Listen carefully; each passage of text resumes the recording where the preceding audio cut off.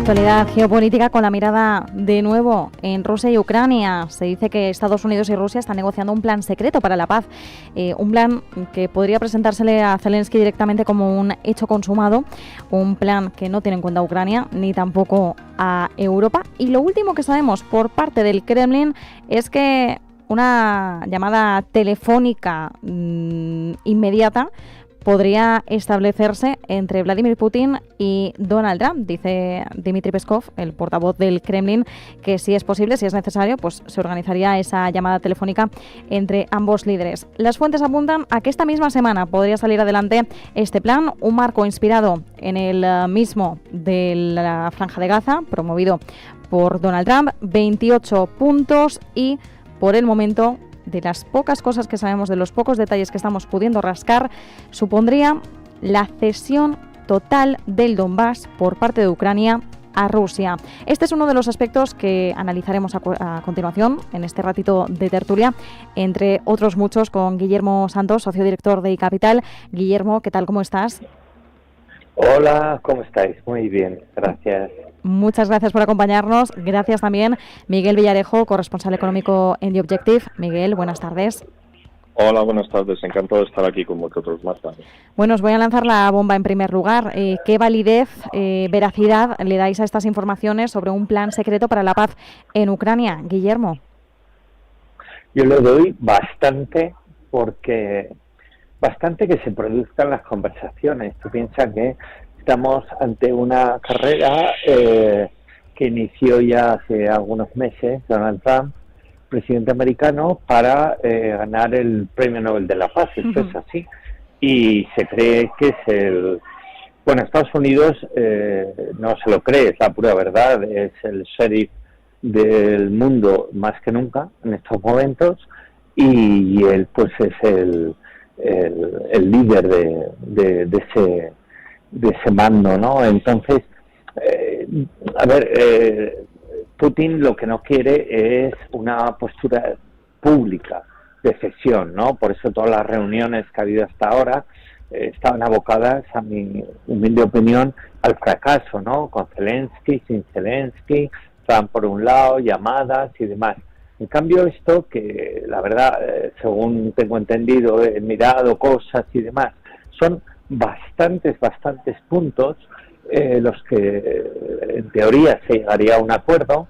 Algunos favorecen claramente a Rusia, otros menos, pero es que lo que no vamos a llegar a un acuerdo de parar la guerra y que solo, digamos, el beneficiado sea Ucrania. Mal que nos pese, aunque sería probablemente lo más justo, pero mal que nos pese, eso no va a suceder, ¿no? Entre otras cosas porque Putin, de cara a su opinión pública, que tiene sin duda menoscabada, pero la tiene, pues no quiere que eso pase, ¿no? Y lo entiendo, aunque sea un poco absurdo, ¿no? Porque todo esto lo inició él. Pero bueno, si se logran todos esos puntos, son 20 y pico puntos, llegar a un acuerdo de mínimos y parar la guerra me parece un éxito. Que esto lo impulse Trump, pues me parece muy bien, porque hemos visto claramente que Europa hasta ahora ha sido incapaz de llegar a un entente de esta vamos, como mínimo aceptable por todas las partes, ¿no? Entonces yo lo veo viable. También tenemos que pensar que si le pones eso encima de la mesa a Zelensky, la posibilidad de que él lo rechace es mucho menor, ¿no? Porque dices, ¿qué quieres? Aunque sea feo decirlo, ¿no? ¿Qué quieres? ¿Más muertos o ceder aquí? Entonces, vamos a ver. Para mí es una iniciativa favorable, orientada hacia, desgraciadamente, una cesión de Ucrania, en buena medida, en algunos puntos claramente injusta, pero bueno, vamos a ver si hay un lugar común en algunos de los aspectos más litigiosos, y luego que lo importante y que podría de verdad suceder es como mínimo frenar el conflicto y parar esa escalada que hoy hasta se hablaba de armas nucleares en la Unión Europea, ¿no? Lo cual ya lo que faltaba, ¿no? Entonces, bien, visión positiva, realista, difícil, pero posible. Bueno, esto además, como bien sabemos, es por el momento son informaciones que lleva Axios, que lleva Político, que lleva ya también el Financial Times, de fuentes cercanas a estas informaciones.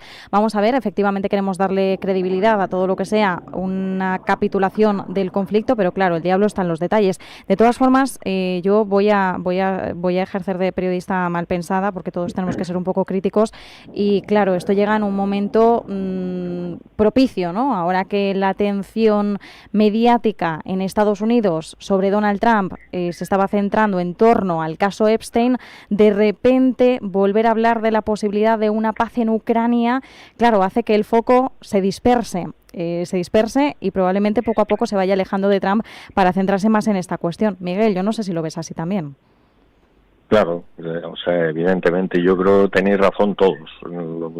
Primero, Guillermo, cuando dice que es bastante verosímil, en parte porque Trump está detrás del Nobel de la Paz, y en parte por lo que tú dices, o sea, porque necesita una victoria.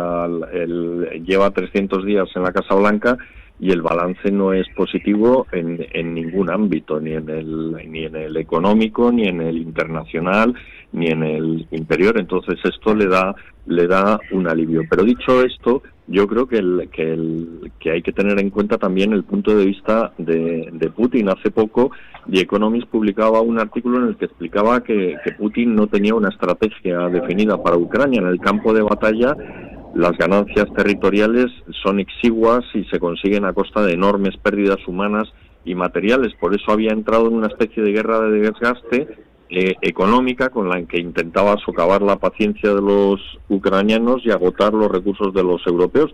Pero es que Rusia tampoco está muy boyante, porque hasta ahora ha resistido bien las sanciones internacionales, pero la incorporación de Estados Unidos a este bloque antirruso ha hecho que la situación se complique mucho. O sea, falta mano de obra, faltan alimentos, los ucranianos le están devolviendo golpes en las instalaciones energéticas. Todo esto ha hecho que la inflación empiece a repuntar. Estaba en el 8% en septiembre, los tipos de interés del Banco de Rusia han llegado a ser del 21%, aunque han bajado desde entonces, y claro, todo esto se combina para que Rusia pueda entrar en recesión ahora. Vamos, de hecho, este año ya parece que en el primer semestre se contrajo un 0,6%. Por eso tiene todo el sentido que busque una paz, y además que lo haga con una estrategia idéntica a la de Gaza, que es un plan interminable de 28 puntos, cuyo objetivo inmediato es alcanzar un alto el fuego, y luego ya se irá viendo y pasará pues como ha pasado con Gaza, que se firma el alto el fuego y los aspectos más conflictivos, en este caso las concesiones territoriales, se dejan para más adelante. Tengo entendido que este plan, aunque lo están negociando Estados Unidos y Rusia, también se lo han hecho llegar a los ucranianos y a los europeos, y vamos a ver hasta qué punto. Desde luego Putin no creo que vaya a firmar nada si no hay una concesión territorial. Por cierto, Guillermo, ¿crees que si una de las condiciones sine qua non es esa cesión del Donbass, Zelensky tendrá algún tipo de alternativa a negarse, por así decirlo? Pues probablemente una alternativa o una probabilidad muy baja para que se niegue, principalmente porque la población de esa zona es claramente prorrusa, y luego es que tiene que esa zona de Ucrania pertenecía a Rusia hace X tiempo, ¿no? Entonces, tú al final planteas, ¿qué te interesa Ucrania? ¿Qué te interesa Zelensky? Pues te interesa, por supuesto, salir airoso. Aparte que si esto parara, habría ya elecciones, ¿no? En Ucrania, ¿no? Que se suspendieron en su momento debido al conflicto y demás. Entonces, crear una zona, vamos a decir, de soberanía compartida, algún régimen que satisfaga a Rusia, ¿no? Pero por otro lado, que no deje en muy mal lugar a a Ucrania, pues sería pues una alternativa viable, probablemente.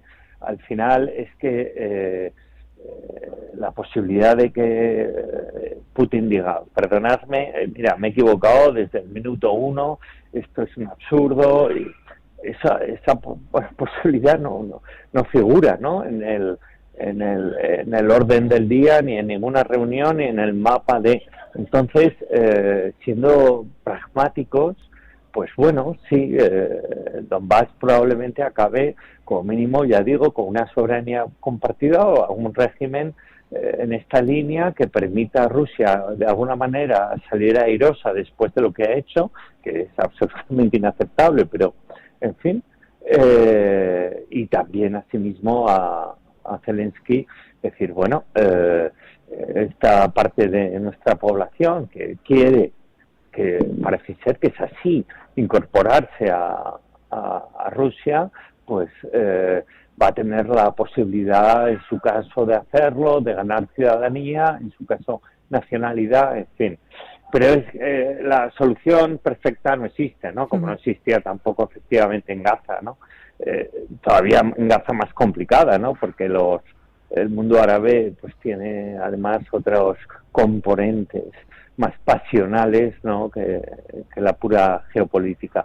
Pero bueno, yo lo veo viable desde el momento en que ambos, de verdad de la buena, de fondo de cuestión, porque efectivamente Rusia quiere parar la guerra porque su población no quiere que esto siga, y Ucrania pues ya ni te cuento, ¿no? Entonces, con ese fin final, pues probablemente algo se logre, sí.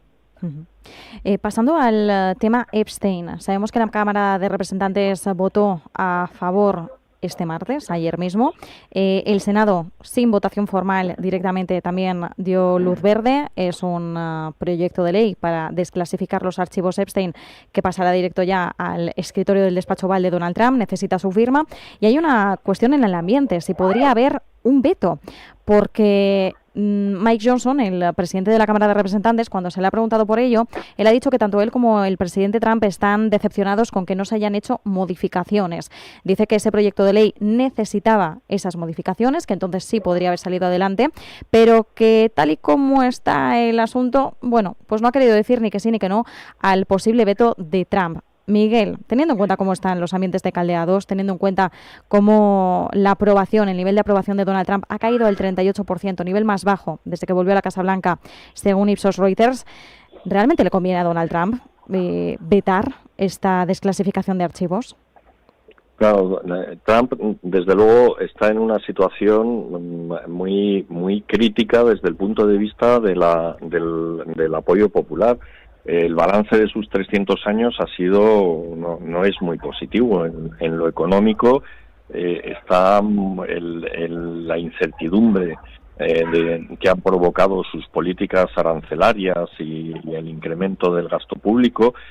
Wall Street ha registrado su peor arranque en 40 años. En el terreno internacional se ha cargado el orden liberal surgido de la Segunda Guerra Mundial y en el interno pues no está consiguiendo ni contener los precios, todo lo contrario, porque sus ideas de bombero están elevando los salarios, están elevando el coste de los alimentos. Entonces ya el caso Epstein encima se sumaba a todo este balance negativo. Y yo creo que a eso se debe el baile este de la yenca que nos está bailando. Primero digo que no, luego que sí, luego que sí, pero no.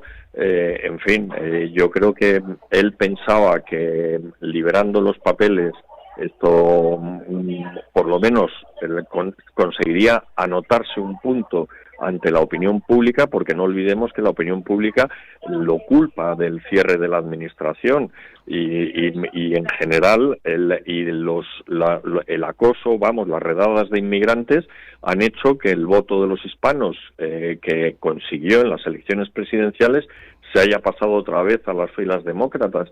Entonces esto podía servir a él como quizá como una manera de ganarse la simpatía de alguien, pero yo creo que no ha medido bien sus pasos, ha debido de ver lo que esos papeles contienen y ahora está dudando. Es pues una manifestación más de la irresponsabilidad de Trump, que hace las cosas a golpe de impulso y que por la mañana muchas veces dice una cosa y que desmiente por la tarde. Entonces, pues nada, sí, esto es forma parte del modo caótico que ha caracterizado a la presidencia de Trump. Desde luego. Mencionabas esos 300 días de Trump ya en la Casa Blanca, porque sí, ya llevamos 303 días, para ser más exactos. Miguel, siguiendo contigo, nada, un minutito. Os voy a dar 2 minutitos a cada uno máximo, porque nos quedamos ya sin tiempo. ¿Qué valoración hacemos? ¿Hacemos la misma valoración de ese balance negativo que ya nos indicabas? Bueno, yo creo que es el peor presidente de Estados Unidos que se recuerda en décadas. Luego las cosas cambian y la historia a lo mejor lo coloca en otro lugar, pero ahora mismo yo creo que su manera de gestionar la economía es lamentable, y lo que me parece mucho más preocupante es cómo ha subvertido el orden liberal e incluso cómo está cuestionando las instituciones democráticas en Estados Unidos, ¿no? A mí, yo el balance que hago de Trump es negro, no negativo, negro. Efectivamente, subvertido el orden liberal, bajo cuestión esas instituciones democráticas, bueno, bajo cuestión y juicio constante también la Reserva Federal dentro de una de las instituciones que debería estar desligada del poder político.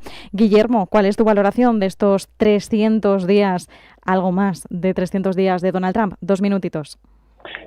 Nada, yo soy rápido en el análisis.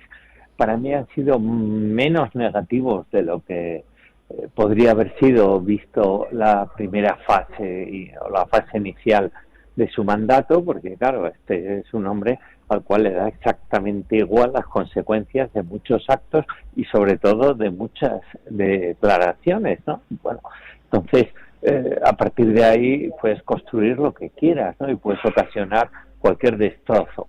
Pero bueno, al final la economía americana se mantiene fuerte por diversos motivos, especialmente porque tiene un emprendimiento y una cultura empresarial y una, vamos a decir, avance tecnológico que es diferenciador, y que tiene solo un rival hoy en día, que es China, y a partir de ahí, bueno, pues mantienen un progreso económico bastante notable que está permitiendo a Trump defender de alguna manera parte de sus medidas y sobre todo su, vamos a decir, política en general interior, ¿no? Política exterior, pues bueno, por supuesto hay